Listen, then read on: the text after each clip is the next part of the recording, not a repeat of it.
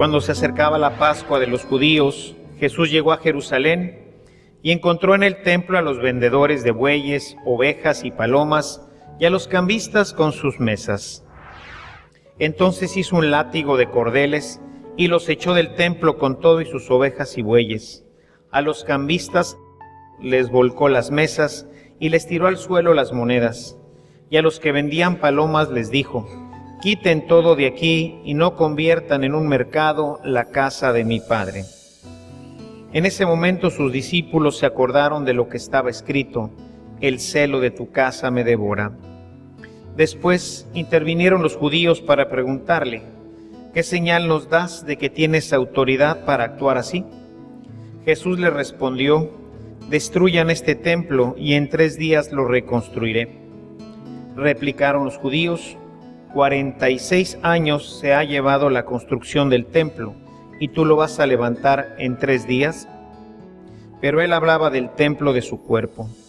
Por eso cuando resucitó Jesús de entre los muertos, se acordaron sus discípulos de que había dicho aquello y creyeron en la Escritura y en las palabras que Jesús había dicho. Mientras estuvo en Jerusalén para la fiesta de Pascua, muchos creyeron en él al ver los prodigios que hacía. Pero Jesús no se fiaba de ellos, porque los conocía a todos y no necesitaba que nadie le descubriera lo que es el hombre, porque sabía lo que hay en el hombre.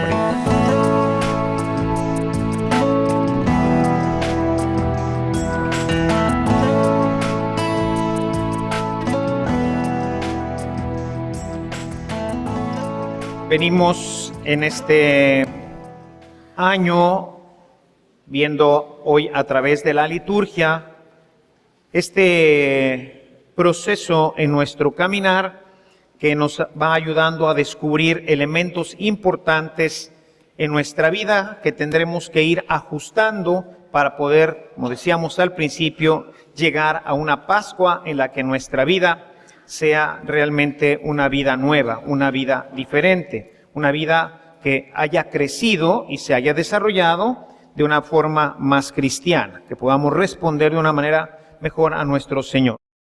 Veíamos en nuestro primer domingo cómo Dios es un Dios de misericordia, es un Dios que nos ama, es un Dios que no toma en cuenta todas nuestras faltas, todas nuestras transgresiones y que nos invita a acercarnos a Él, que quiere compartir con nosotros su amor y su misericordia.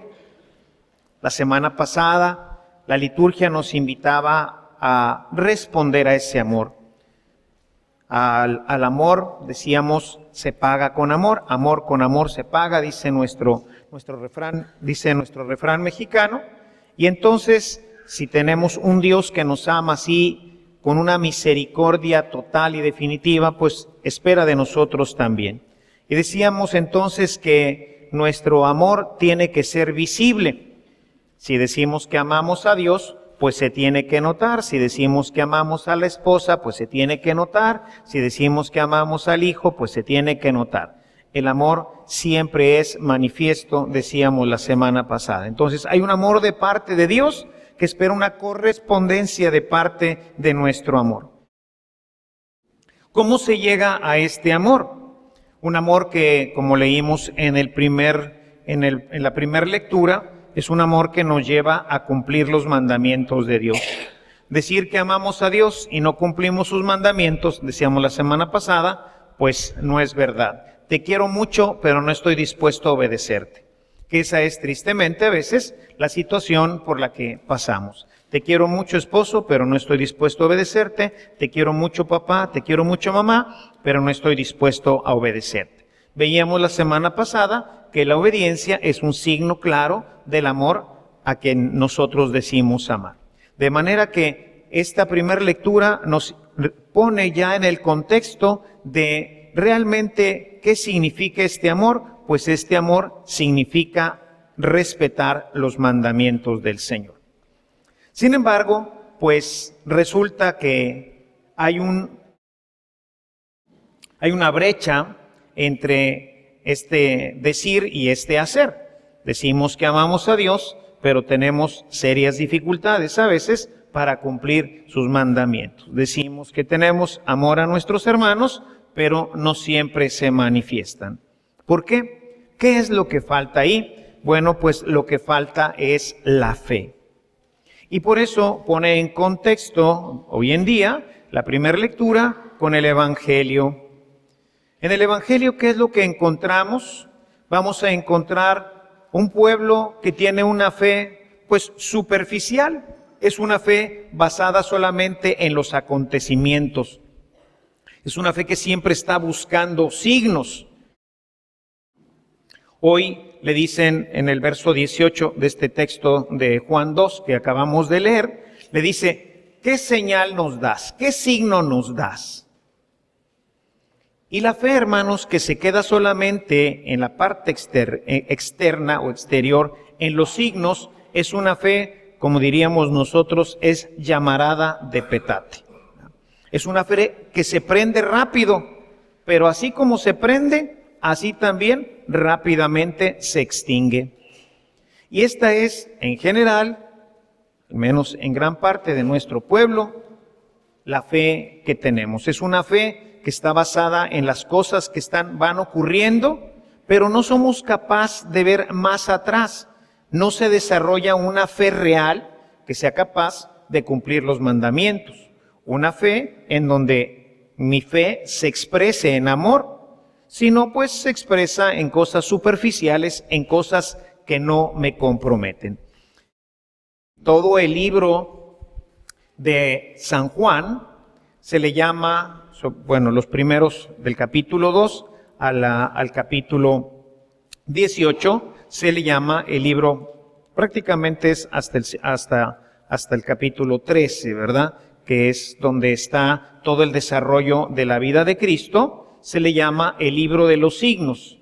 Vamos viendo cómo continuamente está hablando de este tema de los signos. Sin embargo, es un tema muy importante para Juan, la relación que hay entre los signos y la fe. Los signos y el compromiso. ¿Qué señal nos das? ¿Qué signo nos das de que tú puedes hacer esto? El problema con nuestros hermanos fariseos y con los que hoy pues van tomando su lugar en la sociedad es que no ven más atrás de los signos. Ellos se quedan solamente con la parte superficial y no logran ver detrás del signo, y por eso su fe no crece. No hay una manifestación más adelante, de su fe. Podemos ver cómo se va desarrollando esto, y Jesús nos invita entonces a no quedarnos en los signos, sino ver lo que está detrás de los signos. Yo quisiera iniciar hoy nuestra reflexión desde el capítulo 6. Vamos a ver solamente textos de Juan en el día de hoy para ir viendo cómo se va desarrollando y algunos elementos en los que nosotros tendríamos pues que tomar mucha atención. Quisiera que fuéramos al capítulo 6 de San Juan. Estamos en el contexto, esto que voy a tomar ahorita, estamos en el contexto de la multiplicación de los panes, el gran signo. Hay muchos signos, existen en el Evangelio de Juan 7 signos, que son los que dan muestra de su poder. El último signo es la resurrección, ese es el último signo. Por eso, si nosotros vemos el texto que hoy hemos escuchado al mero principio, recuerden que el capítulo primero es un prólogo, es el inicio, es un prólogo del Evangelio. Realmente el Evangelio de Juan inicia en el capítulo 2 e inicia con un signo. ¿Cuál es el primer signo? Las bodas de Canaán, ¿verdad? En donde se da la transformación del agua por el vino. Viendo este signo, sus discípulos creyeron. Entonces, inicia dándonos cómo a través de un signo nace la fe. Es el signo de la transformación del agua en el vino. Ese es el primer signo. Y hoy escuchamos en este texto que sigue en el capítulo 2, cómo Jesús despoja a los vendedores que están ahí en el templo y le dicen los fariseos, ¿qué signo nos das? ¿Y cuál es el signo? El signo es la resurrección. Ese es el signo que les voy a dar. Ese es el último signo. Empieza con un signo, el Evangelio de Juan, y termina con otro signo. Todos los demás son los signos que van ocurriendo a lo largo del Evangelio y que nos van dando la indicación de que Jesús es verdaderamente el Mesías, el Hijo de Dios. Pero necesitamos, a través de los signos, descubrirlo, como lo hicieron en este primer signo los discípulos. Si quieren, antes de leer este texto de San Juan, vamos al primer signo, en el capítulo 2.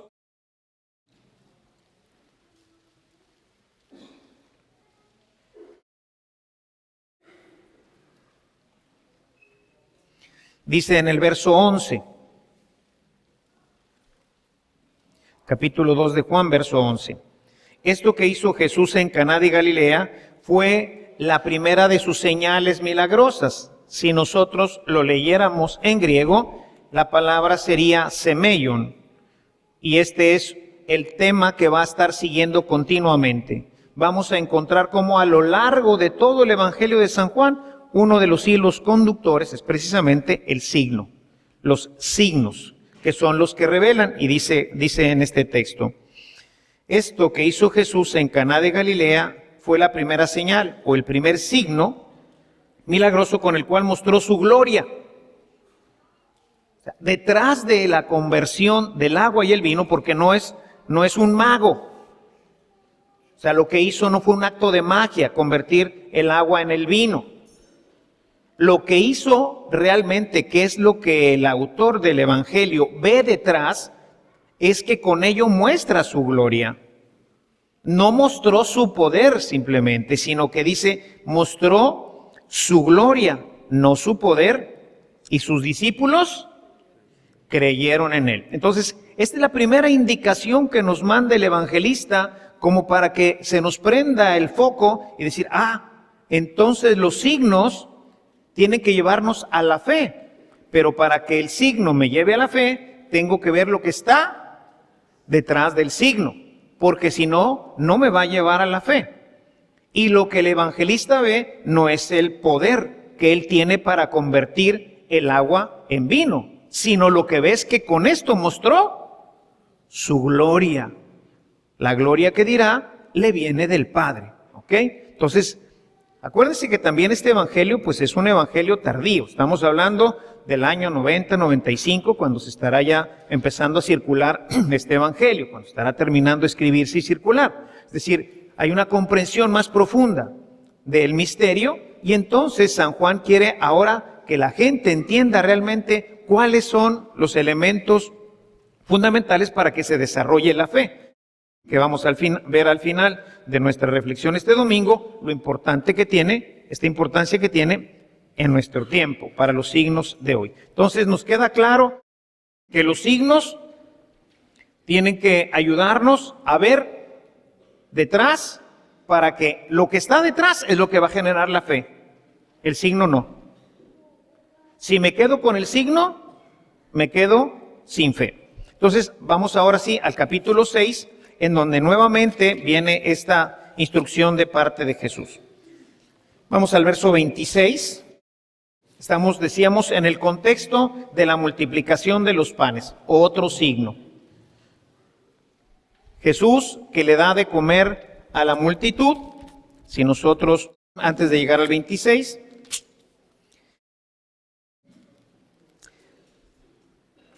vamos a los primeros versículos.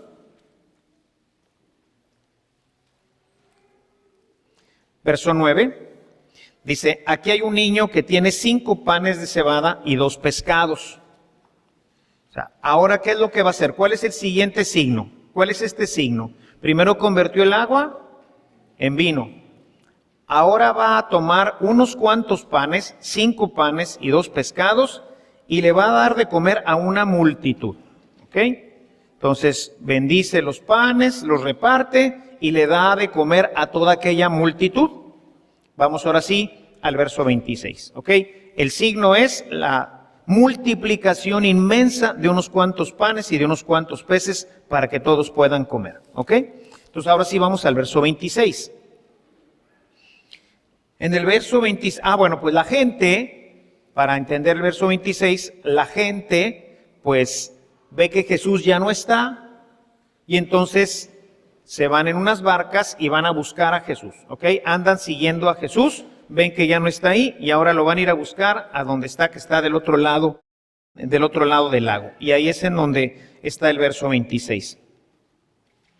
Jesús les dijo: les aseguro que ustedes me buscan porque comieron hasta saciarse y no porque hayan entendido la señal milagrosa. O sea, vienen a ver si les doy otra vez de comer, pero no entendieron para qué les di de comer.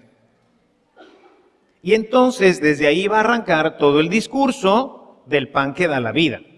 No busquen el pan que se acaba, sino el pan que da la vida, que el Hijo del Hombre les va a dar. Entonces, ellos no fueron capaces de ver este poder de Dios, en donde Él manifiesta su gloria, como en el capítulo 2, en cada uno de los signos, Él manifiesta su gloria. Todas estas cosas increíbles que Él hace, pues solamente las puede hacer. Si fuera Dios, no lo podría hacer de ninguna otra forma. Vamos ahora al capítulo 3 de San Juan,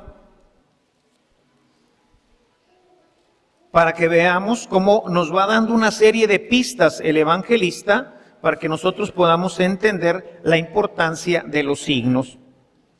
Dice, había un fariseo llamado Nicodemo, verso 1, estoy leyendo desde el verso 1. Había un fariseo llamado Nicodemo, que era un hombre importante entre los judíos. Este fue de noche a visitar a Jesús y le dijo: Maestro, sabemos que Dios te ha enviado a enseñarnos, porque nadie podría hacer los signos que tú haces si Dios no estuviera con él. Nicodemo se da cuenta que Jesús puede multiplicar los panes, puede transformar el agua en vino, puede devolverle la vista a los ciegos, puede hacer muchas cosas increíbles porque es Dios, porque Dios está con él. Dice, nadie podría hacer esto si no estuviera Dios con él. Entonces, todos los signos, todas las señales, es una invitación para que nosotros, aquí no hay señal, aquí hay otra vez señal.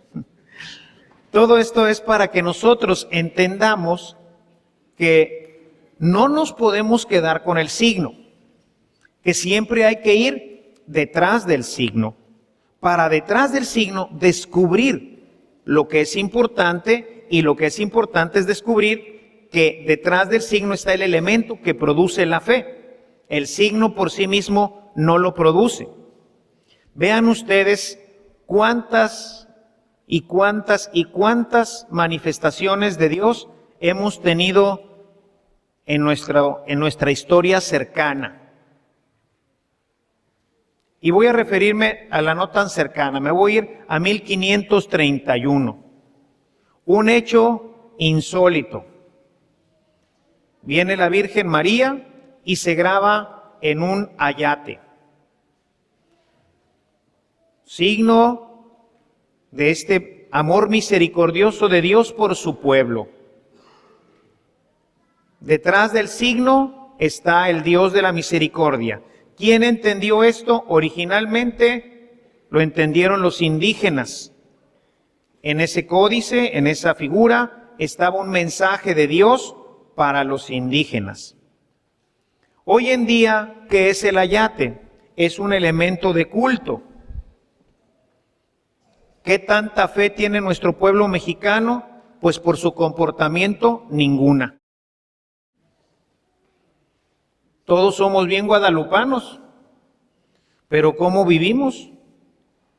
En un pueblo que ha visto un signo tan increíble, decía uno de los papas, no me recuerdo si lo dijo Pío X o Juan XXIII, pero creo que haya sido Pío X, aunque no recuerdo bien cuál de los papas, dijo, non fecit aliter omni nationis, no hizo cosa igual con ninguna nación. En ninguna parte Dios ha dejado una muestra tan palpable de su poder y de su gloria como en México, dejando estampada en un ayate la imagen de la Santísima Virgen. Y sin embargo, nos quedamos con el signo y todos somos bien guadalupanos y el día 12, pues ahora sí que pamba con picayelo, el que no vaya a la villa, ¿verdad? El que no vaya a visitar a la Virgen de Guadalupe, pues ahora sí que no es ni mexicano. Pero, ¿y nuestro comportamiento? ¿Nuestra vida realmente ha sido capaz de descubrir el mensaje que está atrás de esa aparición? Y así tenemos cuántas mariofanías hoy en el mundo, muchísimas mariofanías. La Virgen se aparece por todos lados, trayendo un mensaje de Dios.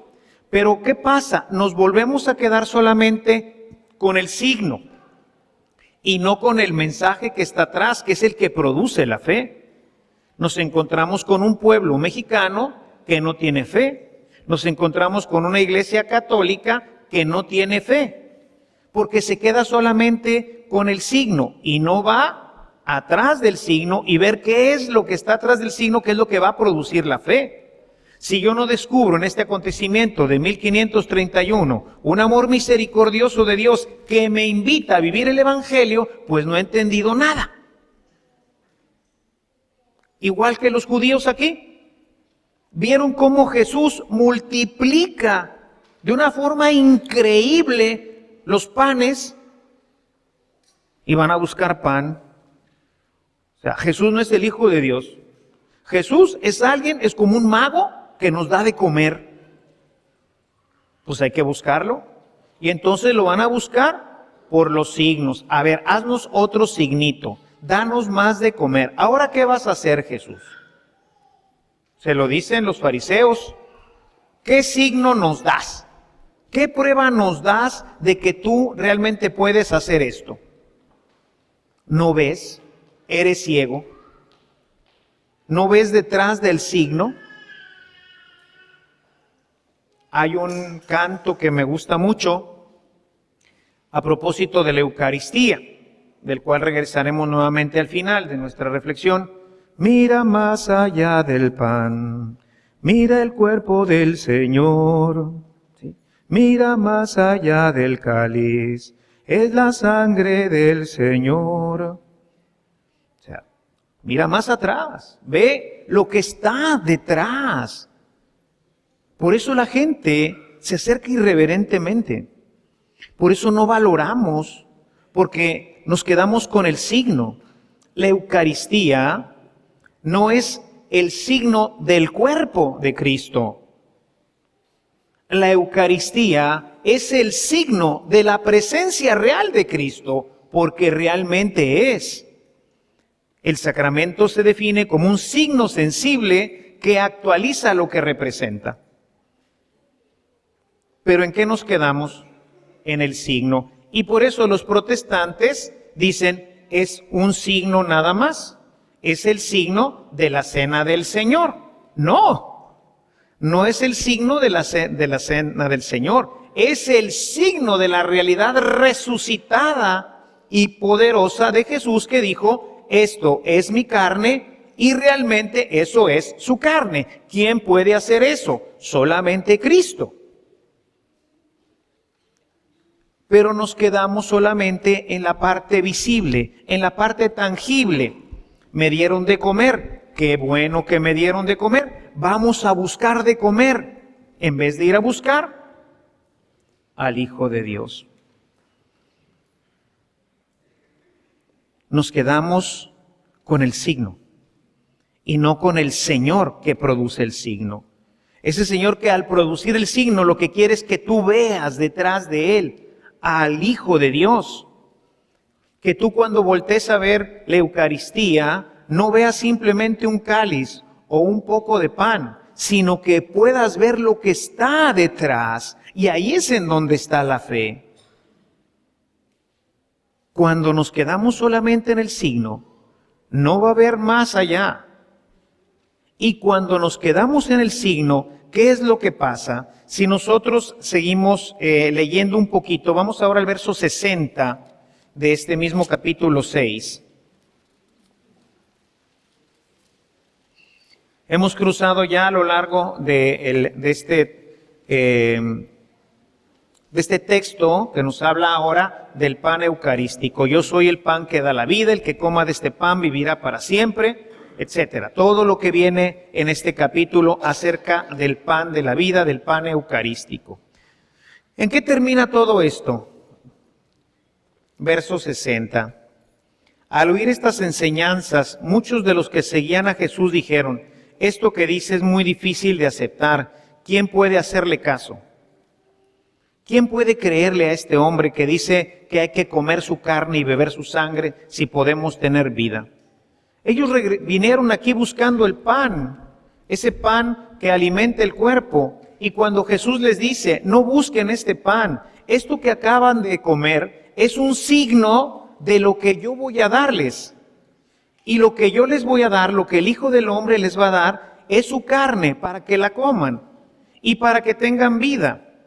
Ese es el pan que tienen que buscar, no el otro. Pero no le creen, no creen que Él pueda dar su carne. No creen que el pan pueda convertirse en su carne ni en su sangre. Y entonces les parece que este es un loco. A pesar de haber visto el signo.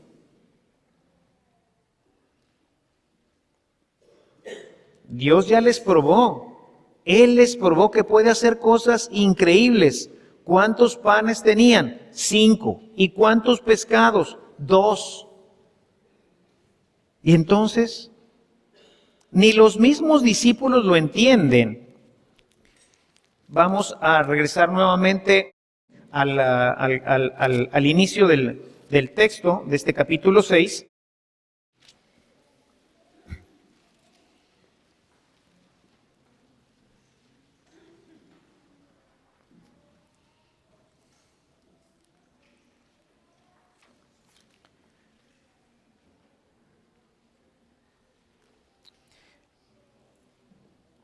Déjeme. No es que no es en esta multiplicación, no es en el de Juan. Es en otra de las multiplicaciones, en otro de los paralelos. En el paralelo de Mateo 14. Ahí ellos se asombran y piensan que no tienen pan. Porque habla de la levadura. No se fíen de la levadura de los fariseos. Y piensan que no tienen pan. Y dicen: no tienen fe, ¿no han visto lo que acabo de hacer?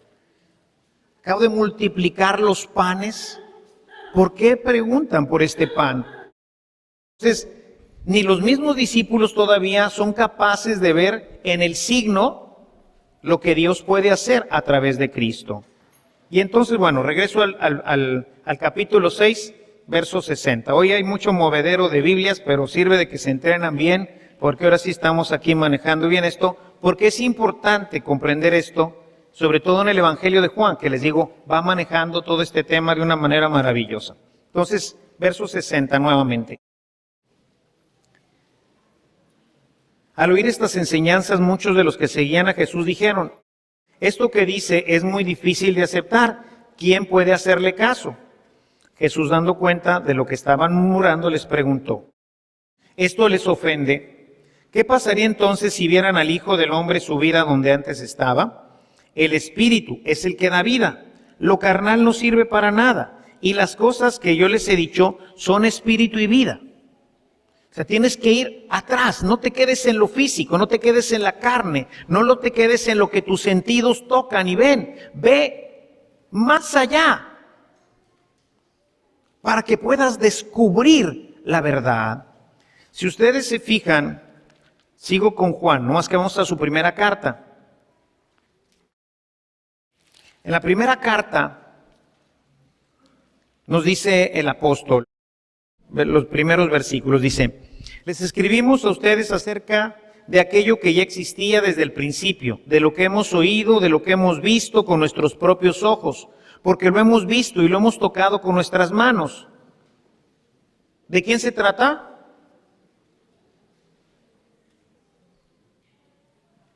¿De Jesús? No. ¿Qué dice ahí? De la palabra. Lo que tocaron no fue a un hombre solamente. Está atrás, ¿se fijan? No hemos tocado a un hombre, no hemos tocado al hombre Jesucristo, hemos tocado la palabra que va en concordancia con su principio del Evangelio, lo que existía en el principio, que es Dios mismo, la palabra que es Dios, esa palabra se nos ha manifestado. Dice, porque lo hemos visto y lo hemos tocado con nuestras manos. Se trata de la palabra de vida, palabra con mayúscula. Esta vida se manifestó, nosotros la vimos y damos testimonio de ella y les anunciamos a ustedes esta vida eterna, la cual estaba con el Padre y se nos ha manifestado. La palabra, ¿en quién? En Cristo, detrás del signo. Detrás del signo está la palabra. Descubrir en Jesucristo al Hijo de Dios. Y este Hijo de Dios no es otro sino la palabra eterna del Padre. Detrás del signo. Lo hemos visto, lo hemos tocado, hemos comido con Él. ¿Quién? ¿Jesucristo? No. La palabra. El Hijo de Dios. Hemos tocado, hemos comido con el Hijo de Dios. Él se nos manifestó. Y se hizo físico. Y lo vimos. ¿Cómo vemos a Jesús en la Eucaristía hoy? Eso es lo que vemos. Un pedazo de pan. ¿Ellos qué veían? A un hombre como nosotros. Esas imágenes donde aparece así con un resplandor, ¿verdad? Todo de blanco y todo. Pues ese no es Jesús, el que ellos veían. Ellos veían una persona como a nosotros, sin resplandores ni nada, caminando, sudando, estornudando, teniendo necesidad de ir al baño, todo como un hombre como nosotros. No había diferencia. Había que ir atrás. ¿Y cómo lo descubres? San Juan dice, pues por los signos, burros. Bueno, no dice así, ¿verdad? Pero si fuera mexicano, así hubiera dicho.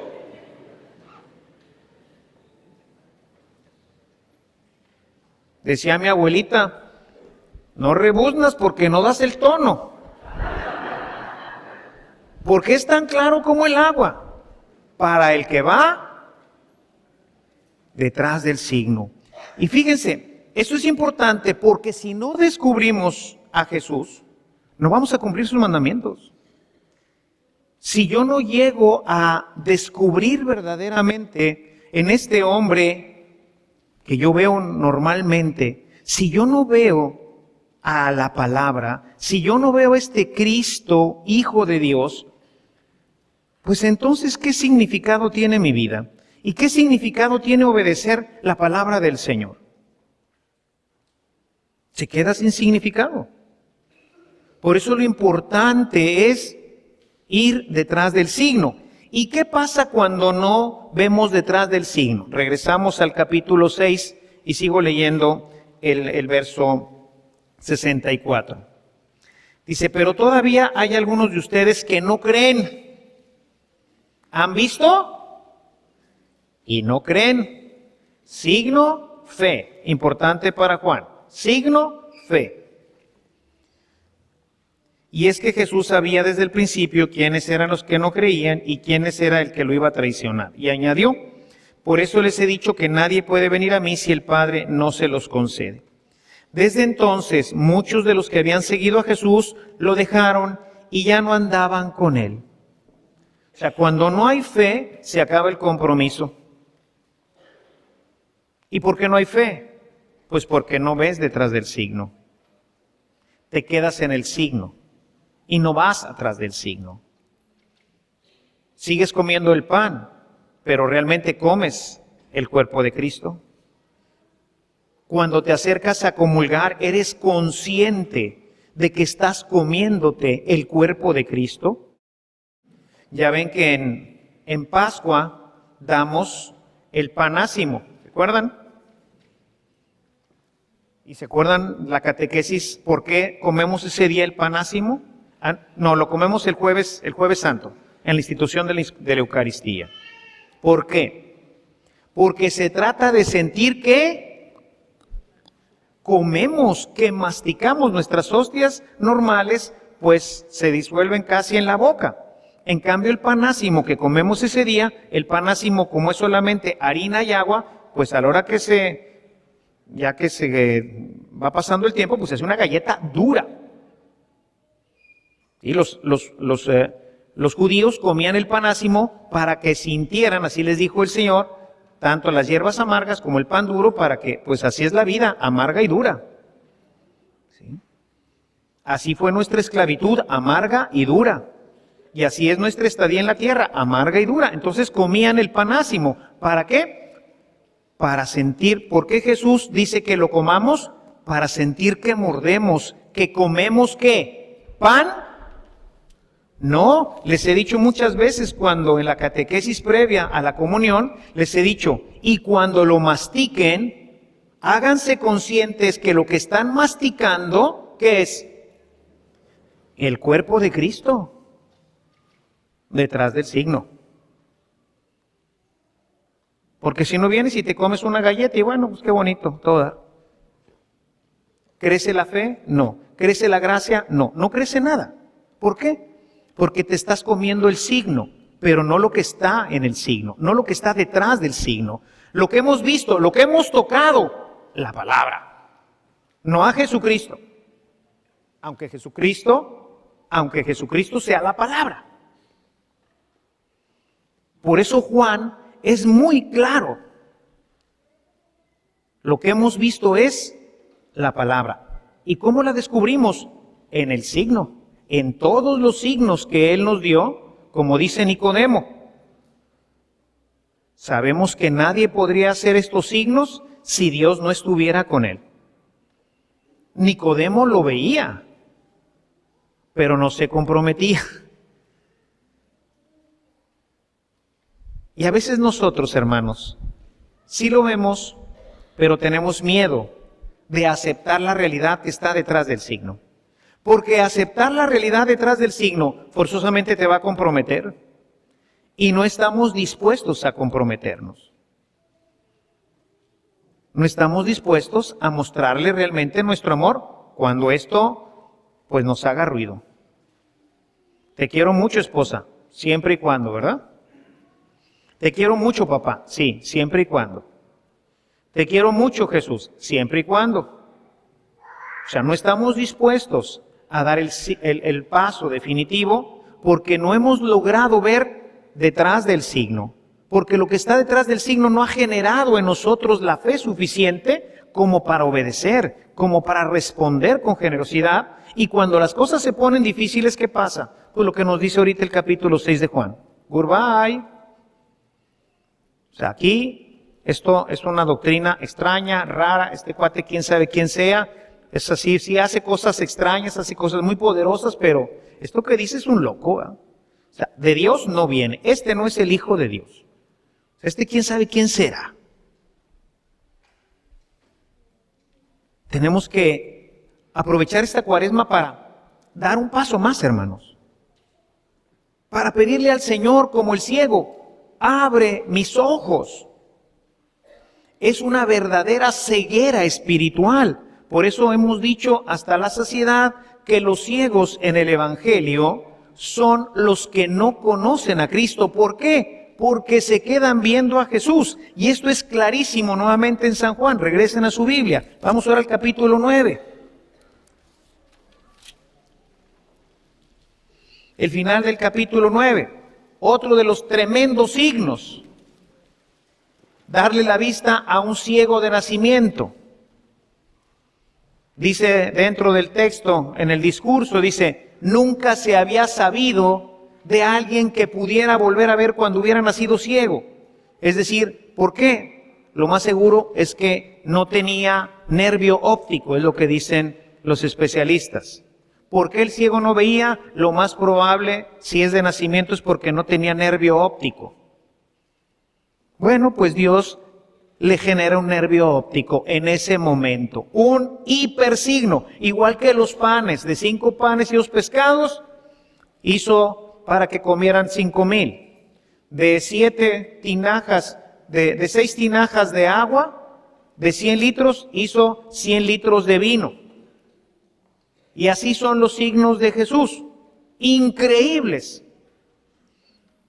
Pero en este capítulo 9, que es en donde narra, ya lo hemos visto cuando hemos tocado el capítulo 9, hemos visto todo el proceso que recorre la conversión, y luego en qué termina. Voy a leer desde el versículo 35, que es el final del reencuentro, una vez que corrieron al ciego de la sinagoga, es el reencuentro con Jesús. Dice: Jesús oyó decir que habían expulsado al ciego, y cuando se encontró con él le preguntó: ¿crees tú en el Hijo del Hombre? Le dijo: Señor, dime quién eres para que yo crea en él. Jesús le contestó: ya lo has visto, soy yo con quien estás hablando.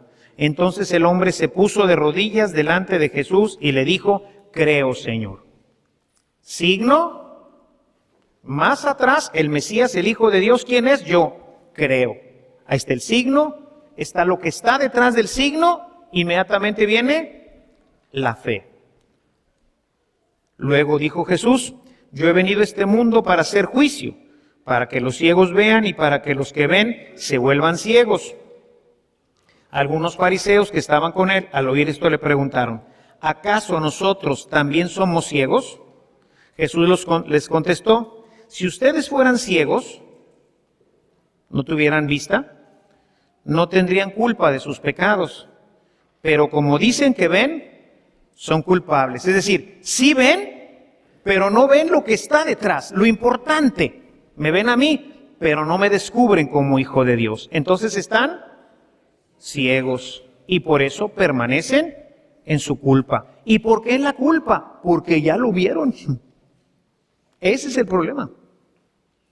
Que ya vieron el signo. Por eso las palabras de Nicodemo son bien importantes. Nadie podría hacer estos signos si Dios no estuviera con él. Y estos fariseos dicen: acabamos de ver un signo increíble, un ciego que ve, y ni aún así lo aceptas. Por eso eres culpable, porque dices que ves, y si ves, no ves el signo.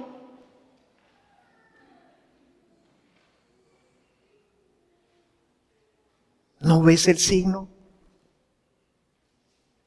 Ahí está. Sí lo viste, pero no descubriste el misterio. Porque tu corazón está cerrado, porque eres un ciego espiritual. Necesitas pedirle a Dios que te quite la ceguera espiritual para que puedas ver, para que realmente puedas ver. Porque si no te quedas como un ciego espiritual. Y los ciegos espirituales que ven los signos son culpables. ¿Por qué? Porque dicen que ven. Vienes a la hora santa y ves a Jesús. Recibes la Eucaristía y lo que comes es carne de Cristo, o comes un pan. Como dicen los niños cuando les pregunto qué es la Eucaristía en una revisión que hacemos para la primera comunión. Y dicen, ¿qué es? Dice, es un pan bendito. Es un pan bendecido por el Padre. O sea, todavía no ven más atrás. ¿Qué es la Eucaristía? Es el cuerpo y la sangre de Cristo. No es un pan bendecido. Ese es el signo, lo que ustedes ven. Ustedes ven que yo bendigo el pan y digo unas palabras, pero esas palabras, detrás de ellas está Cristo, que es el que vuelve a hacer presente su cuerpo y su sangre. Mira más atrás del pan, mira más atrás del vino y descubrirás el misterio. Y desde ese misterio es desde donde el hombre puede comprometerse. Si Dios no nos abre los ojos para que veamos más atrás, nos vamos a quedar como hasta ahora, una iglesia sin compromiso. Por eso la idea de esta Cuaresma, hermanos, es decirle al Señor, Señor, abre mis ojos espirituales, para que pueda ver más atrás del signo, para que cuando vea el bautismo no vea simplemente agua que se derrama, sino gracia que se derrama y que lava y que purifica mi alma. Que cuando yo vea al obispo imponer las manos y marcarme con un aceite, me dé cuenta que me está marcando como un guerrero y me está enviando a la batalla. Que cuando yo me esté casando, no vea simplemente una argolla, sino un signo de una unidad irrompible como la argolla. Por eso es circular, dice el Papa Juan Pablo II. Porque el círculo no tiene fin y no se rompe. Y entonces, atrás de los signos, atrás de este decir, yo te acepto como mi esposa o mi esposo, esté la realidad, una alianza irrompible como la que Dios ha hecho con nosotros. Ver más atrás, más allá del signo. El signo es simplemente el elemento físico, el elemento material, a través del cual nosotros podemos descubrir la realidad que está detrás de esta. Y sin esto, hermanos, sin esta fe que nace con lo que está detrás del signo, no vamos a cumplir sus mandamientos. No vamos a poder amarnos, no vamos a poder responder a este amor misericordioso de Dios. Aprovechemos pues esta Cuaresma para en nuestra oración, que se intensifique en este tiempo, pedirle de todo corazón al Señor: abre mis ojos para ver más allá de los signos, que nos manifiesten tu gloria y tu poder. Alabado sea Jesucristo.